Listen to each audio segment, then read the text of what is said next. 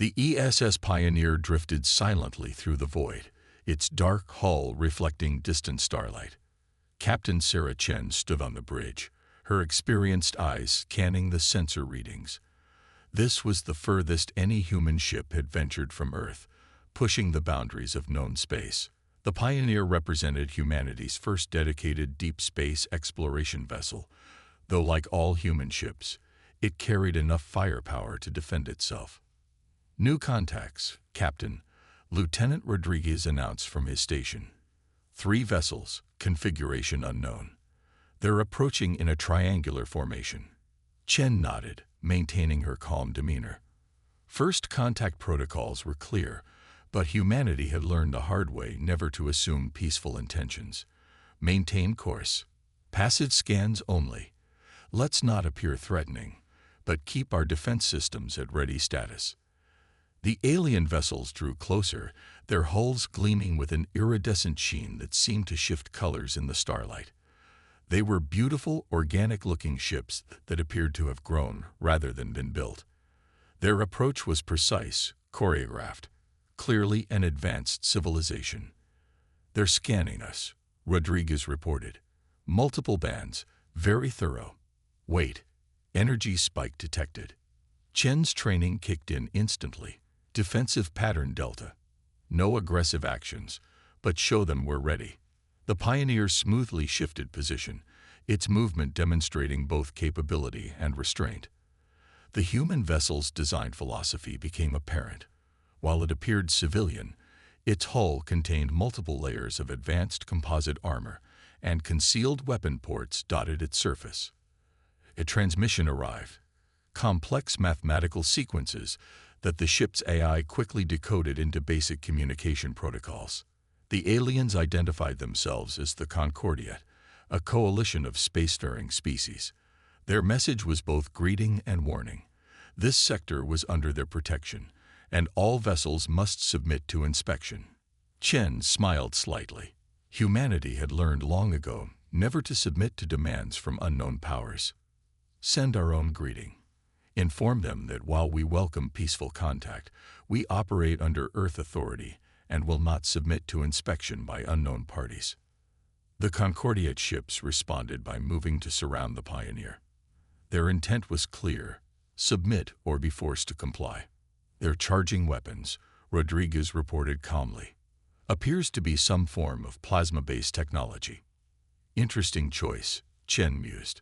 Human ships had abandoned pure energy weapons centuries ago, finding kinetic weapons far more effective and reliable.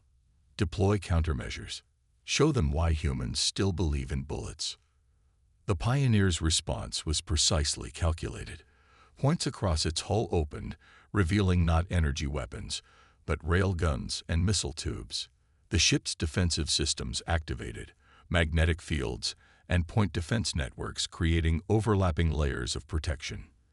The Concordiat ships hesitated, their sensors detecting weapons they hadn't encountered before. Their confusion was evident in their formation's slight wobble. "They're not used to kinetic weapons," Chen observed. "Typical of advanced races, they think energy weapons are the only path forward.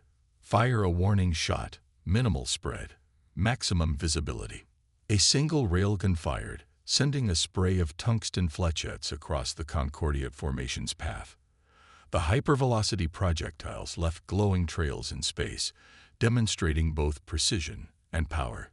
The alien ship's shields flared as fragments from the shot scattered against them, revealing a critical weakness. Their energy shields were optimized for deflecting plasma and laser fire, not solid projectiles. The Concordiat vessels immediately backed off, their formation breaking as they reassessed the situation. Their next transmission was markedly different in tone. Less demanding, more diplomatic. "That's better," Chen said. "Now we can talk as equals. Open a channel." She straightened her uniform. "This is Captain Sarah Chen of the Earth Ship Pioneer. We appreciate your concern for this sector's safety, but humanity does not submit to unauthorized inspections. However, we are very interested in peaceful diplomatic contact." The response came quickly, tinged with what the translators identified as respect and curiosity. The Concordiat hadn't expected to find such an advanced civilization out here, especially one with such different technological approaches. As negotiations began, Chen couldn't help but smile. Once again, humanity's unique approach, being prepared for peace while ready for war, had proven its worth.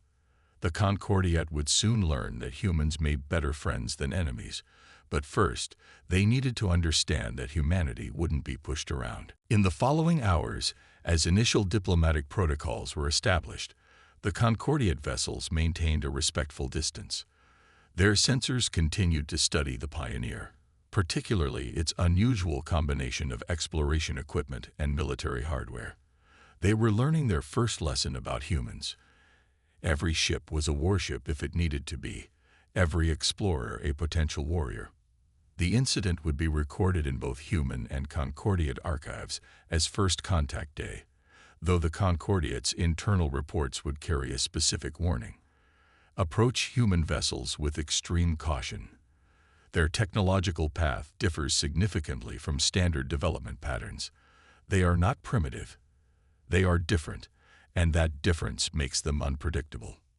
The Concordiat's diplomatic vessel Harmony of Spheres approached Earth's orbital station with deliberate grace. Its crystalline structure caught sunlight in mesmerizing patterns, a stark contrast to the angular, armored forms of its human escort ships. Ambassador Xilm watched Earth through the ship's viewport, the blue-white planet simultaneously beautiful and terrifying to his species' four eyes. Their gravity alone should have crushed them, he muttered to his aide. Instead, they thrived in it, built muscles and bones that would snap a Concordiat citizen in half. He checked his environment suit's settings again. Even in the station's adjusted atmosphere, Earth-normal conditions would be challenging.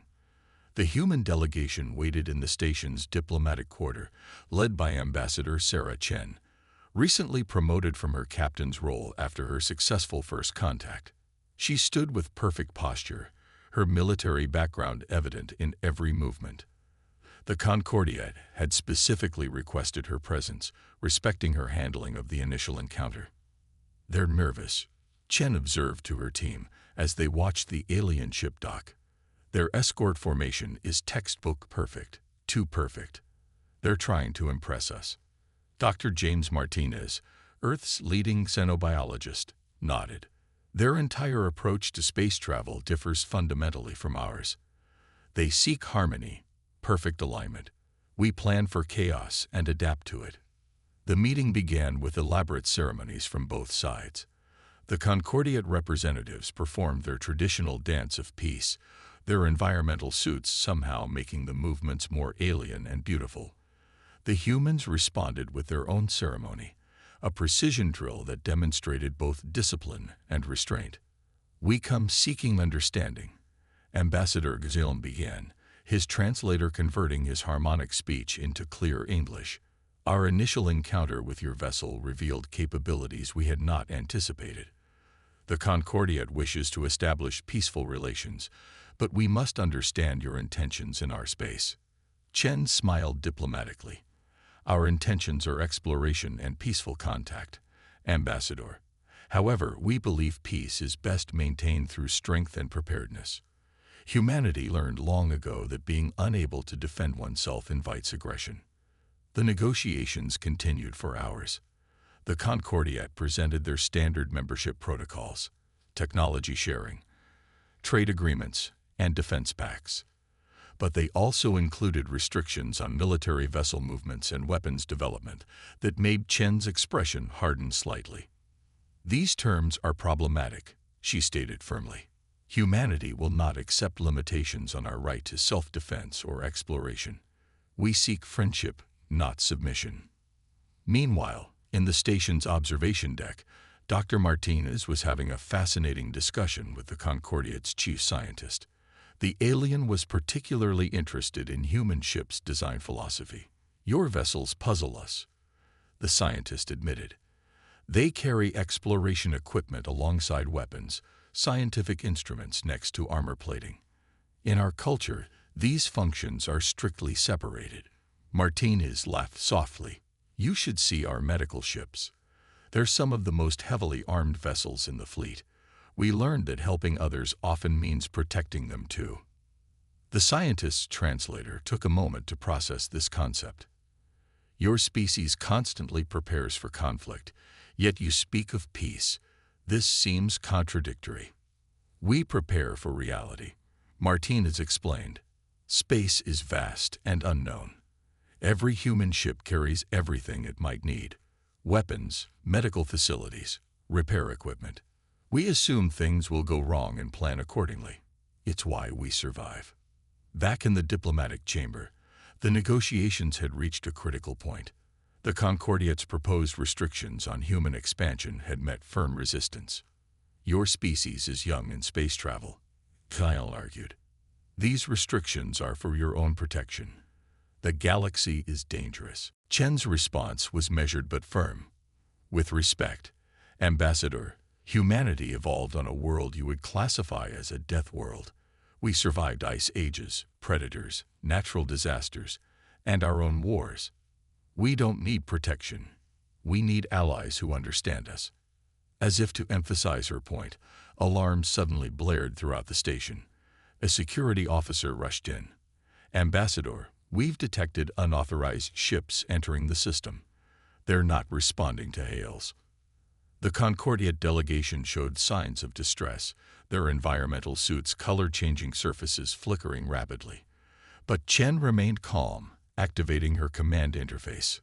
This is why we prepare, she said simply. All ships, defensive positions, civilian vessels to designated safe zones. Show our guests how humanity handles uninvited company.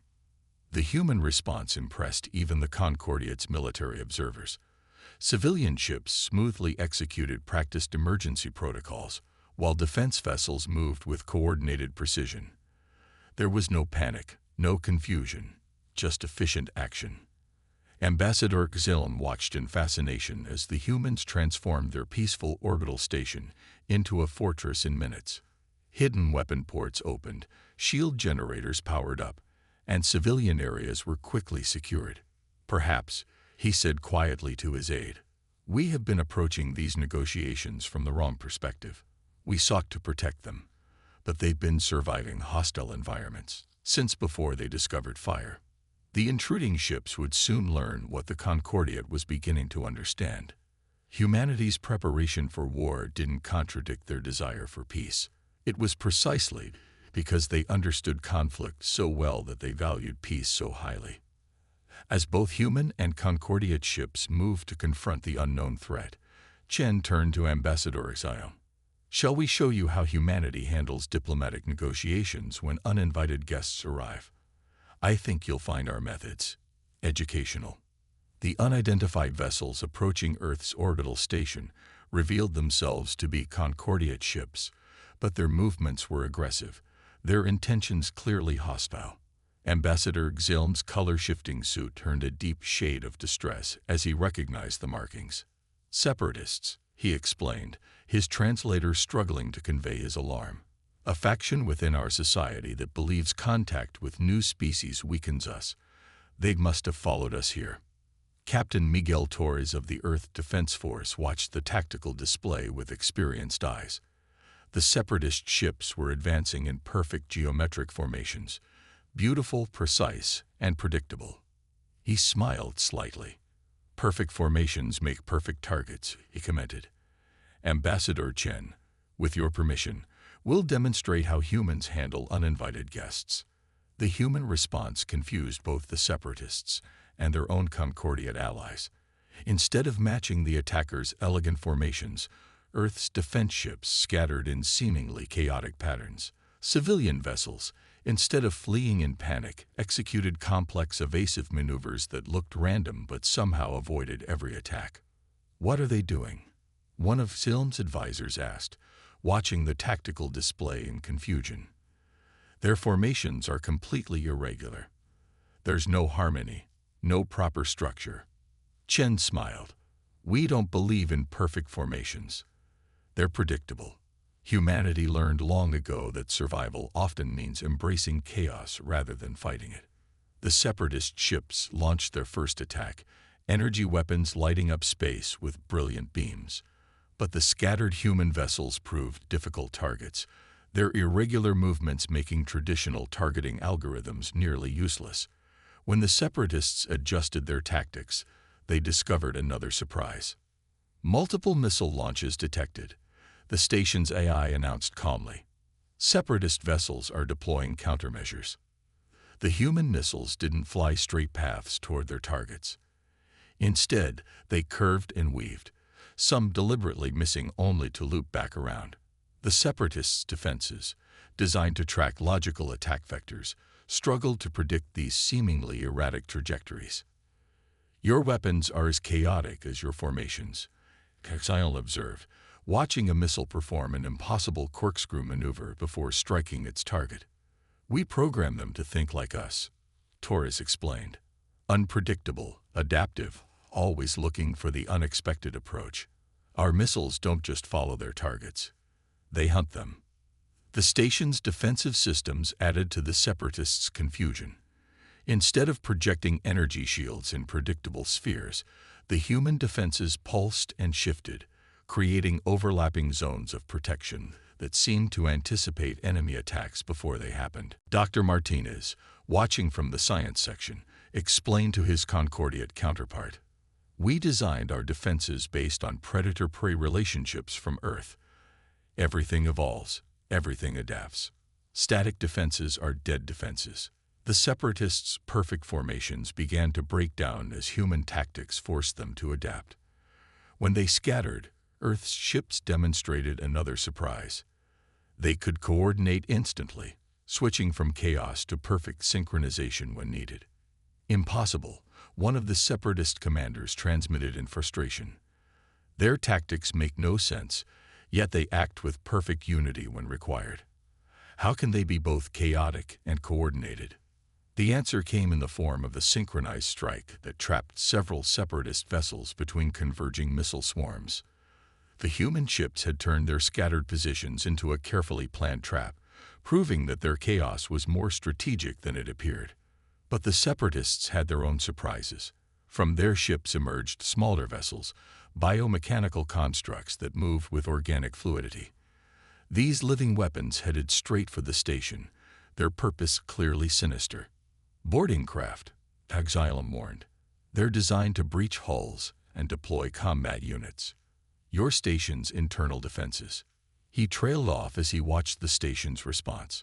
Armored bulkheads slid into place, creating layered defensive zones. Security teams moved with practiced efficiency, their movements suggesting this was a well-rehearsed scenario. "We practice for everything," Chen explained. "Space stations are essentially giant ships that don't move. Anything that can go wrong will go wrong, so we plan for it all." The station's defensive strategy proved as unconventional as their space tactics. Instead of trying to prevent the boarding craft from entering, they were guided into prepared kill zones. The station's internal layout suddenly shifted, modular sections rearranging to isolate and trap the intruders. "Your entire station can reconfigure itself," Exile asked in amazement. "Inspired by Earth's immune system," Martinez explained proudly. "When invaded, we don't just fight back. We adapt our entire environment to trap and eliminate threats." As the battle continued, the Separatists discovered that every human innovation they encountered had been shaped by Earth's harsh evolution.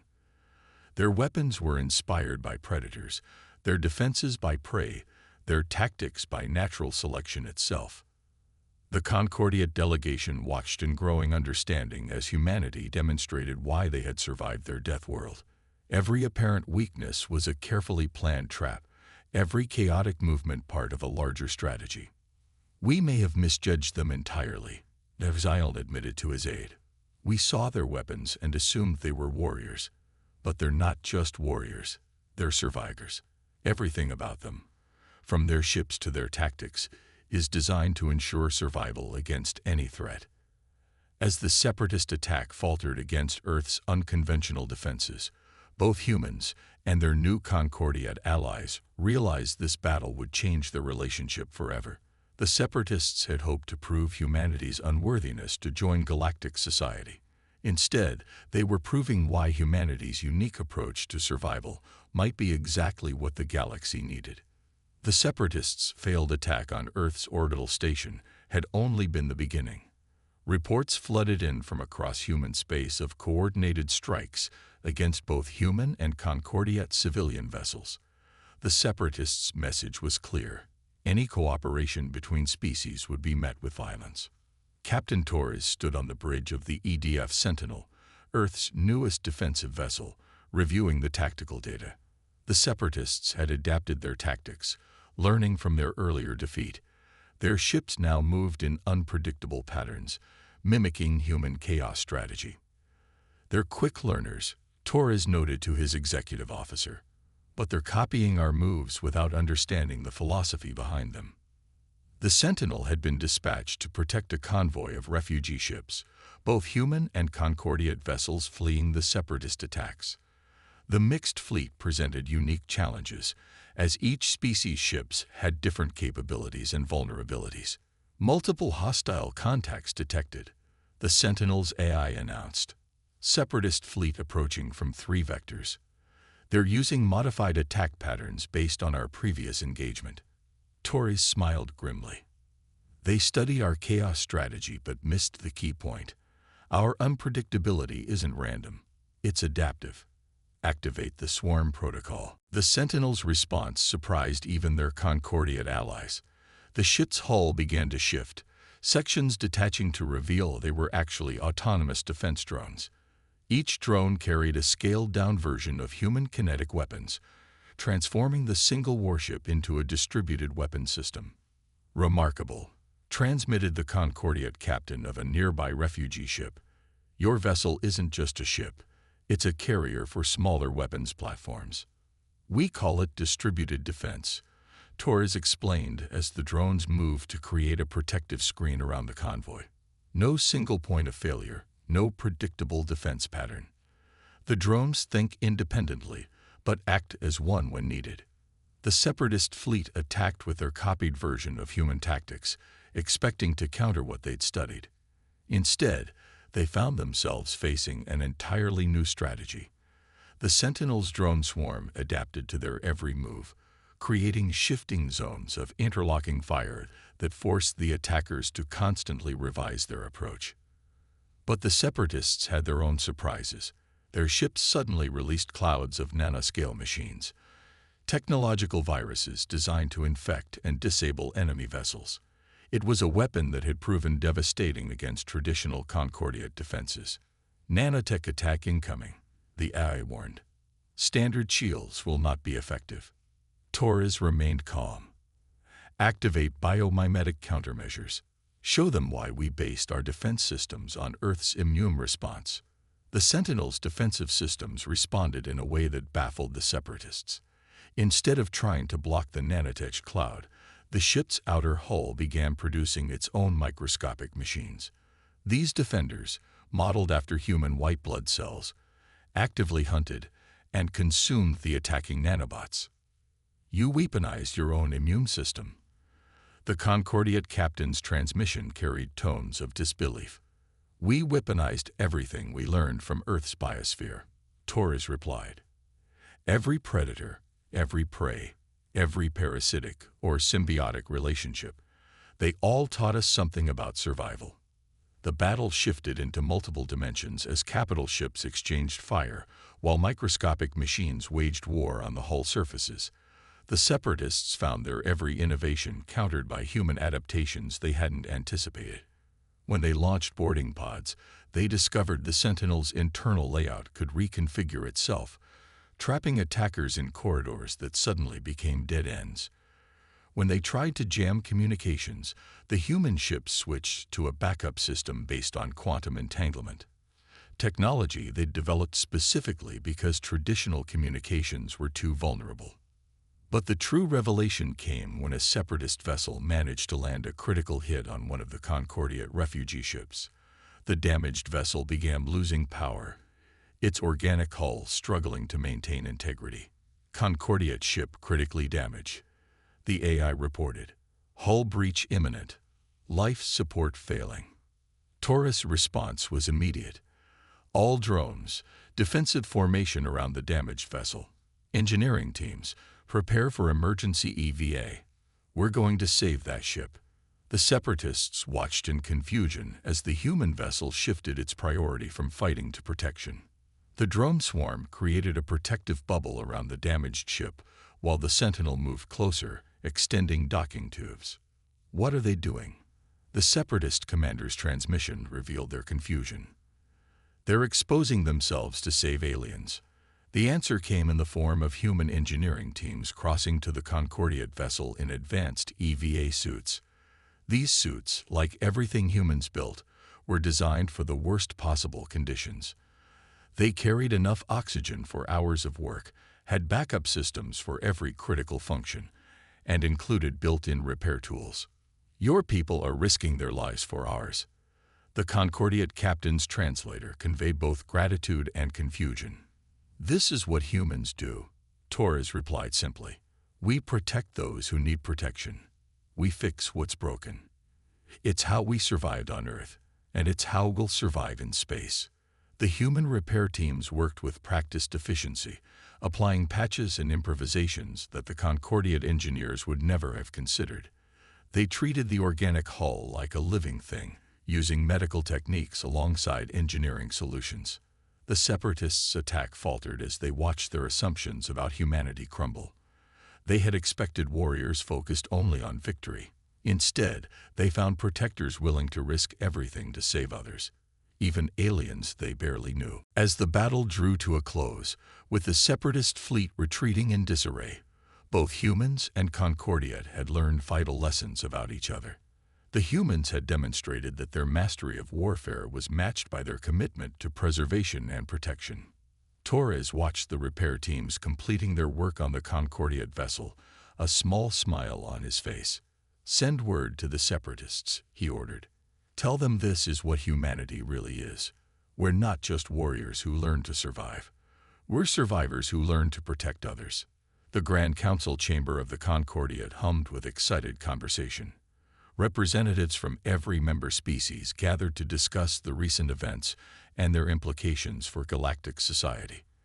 At the center of attention stood Ambassador Chen and Captain Torres, the first humans to address the full council. The chamber itself reflected the Concordiate's philosophy, organic architecture that grew from living crystal, forming perfect geometric patterns.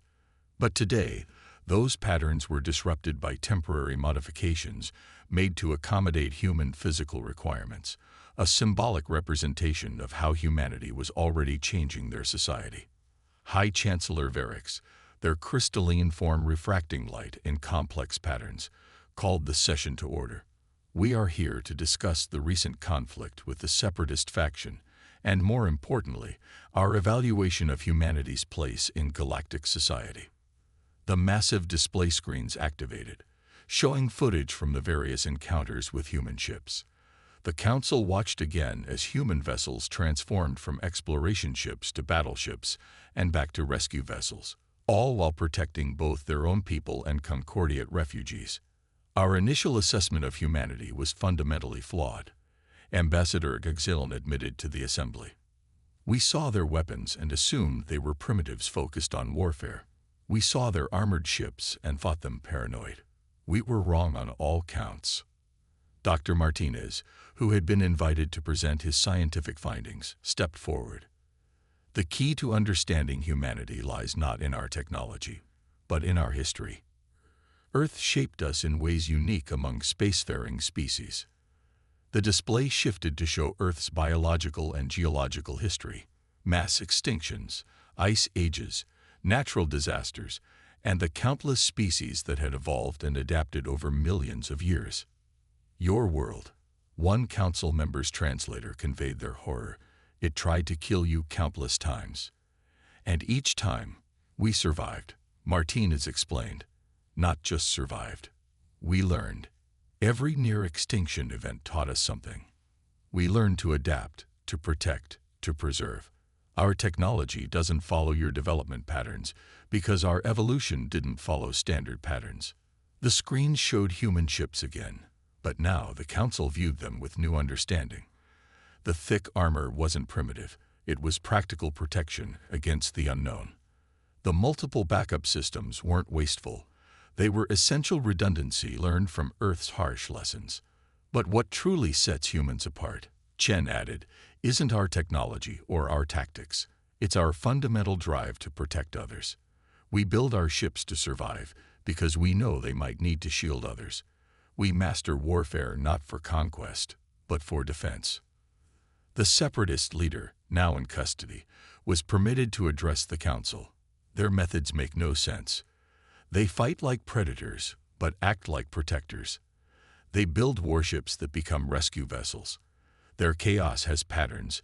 Their patterns have chaos. Nothing about them follows natural law. Torres stepped forward, his voice calm but firm. That's where you're wrong. We follow the most fundamental natural law: adapt or die.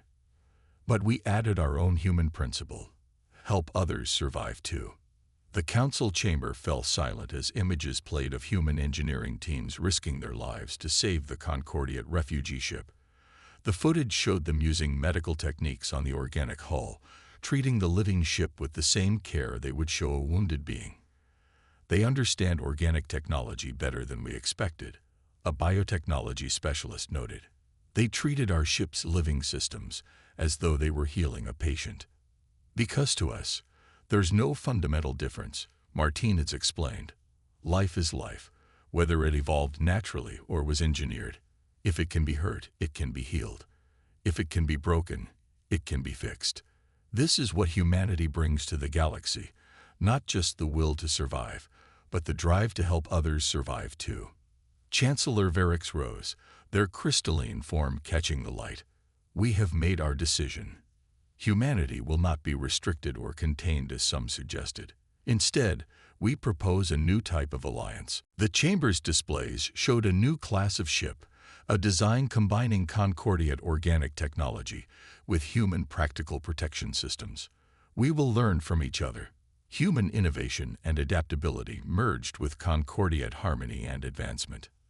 There's an Earth saying, Chen offered, that the strongest steel is forged in the hottest fire. Humanity was forged in Earth's harsh crucible, but we emerged not just strong, but compassionate. Not just survivors, but protectors. The Council's vote was unanimous. Humanity would join the Concordiate not as junior members to be guided, but as full partners bringing vital new perspectives to galactic civilization. As the session concluded, Ziln approached the human delegation. There is one thing we still don't fully understand. Your ships, your tactics, your entire approach. It's all designed to take damage, to survive when things go wrong. Yet you also create such beauty, such art and music. How do these aspects of humanity coexist? Chen smiled, touching the ancient piano key she wore as a pendant, a family heirloom from Earth. That's simple, Ambassador. We create beauty precisely because we know how fragile it is. We protect because we understand loss. We build our ships to survive because we want to preserve what makes life worth living. In the years that followed, humanity's influence spread throughout Concordiate space, not through force or dominance, but through their unique combination of innovation, resilience, and protective instinct. Their ships became known not as warships, but as guardian vessels, always ready to fight if needed, but primarily dedicated to preservation and protection. The separatist movement gradually dissolved as they came to understand what humans had known all along. True strength lies not in isolation, but in the ability to adapt and protect others. The galaxy was changing, and humanity's greatest contribution wasn't their technology or their tactics, but their fundamental understanding that survival isn't just about being strong enough to live, but being strong enough to help others live too.